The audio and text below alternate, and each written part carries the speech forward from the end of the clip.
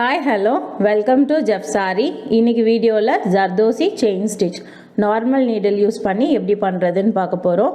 இன்றைக்கி வந்து double colour use பண்ணி செயின் ஸ்டிச் போட போகிறோம். ஸோ அதுக்காக நான் 2 கலர் ஜர்தோசி, பிங்க்கும் இந்த மாதிரி கோல்டன் கலரும் எடுத்திருக்கேன். அதுக்கப்புறம் வந்து நீடில், இந்த மாதிரி நீடில் எடுத்துக்கோங்க. இது சைஸ் வந்து நம்பர் 3. அப்படி இல்லைன்னா உங்ககிட்ட இருக்க நீடிலில் இந்த மாதிரி ஜர்தோசி போகுதான்னு பார்த்துக்கோங்க. ஸோ அந்த மாதிரி ஏதாவது ஒரு நீடில் எடுத்துக்கலாம். த்ரெட் வந்து டெய்லரிங் த்ரெட்டு.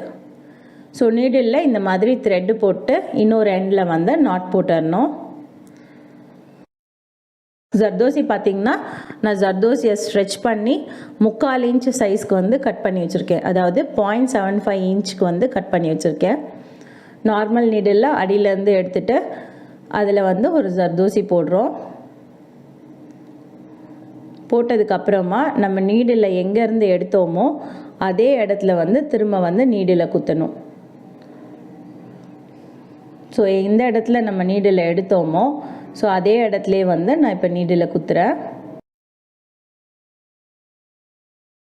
நீடில் குத்திட்டோன்னா அதுக்கப்புறம் வந்து பார்த்திங்கன்னா இந்த மாதிரி ஒரு செயின் ஃபார்ம் ஆகும்.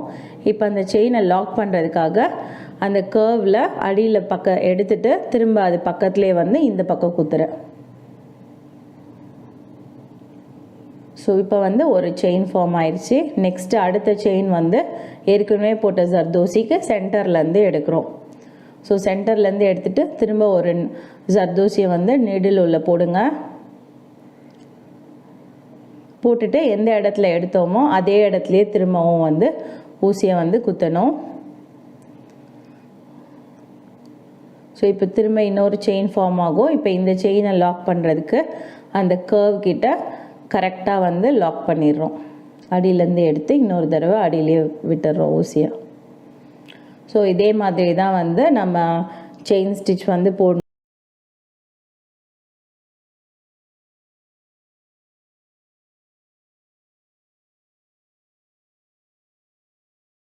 ஸோ நம்ம அந்த லைனை ஃபாலோ பண்ணிகிட்டே வந்தோன்னா நம்மளுக்கு அந்த ஷேப் வந்து கரெக்டாக வரும்.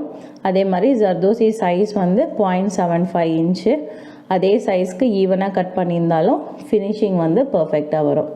ஸோ நம்ம என்ன டிசைன் போட போகிறோமோ அந்த டிசைன் வந்து கரெக்டாக ட்ரா பண்ணிக்கோங்க. ட்ரா பண்ணிவிட்டு அந்த லைனை ஃபாலோ பண்ணிக்கோங்க. அந்த லைனை ஃபாலோ பண்ணிகிட்டே போனோன்னா நம்மளுக்கு அந்த ஷேப் வந்து அந்த டிசைன் ஷேப்புக்கே கரெக்டாக வரும்.